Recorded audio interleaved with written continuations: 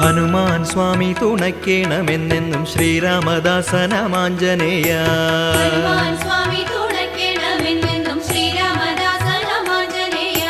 ശക്തിയിലങ്ങയ്ക്കു തുല്യം പ്രപഞ്ചത്തിലാരുമേയില്ലാത്ത സ്വാമിയാരേ.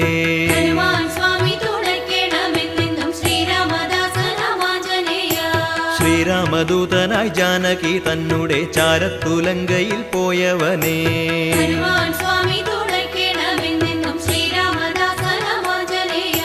പുത്തുങ്ക കല്ലോല ജാലങ്ങളാക്കുന്നൊരഭിയെ ചാടിക്കടന്നവനേ.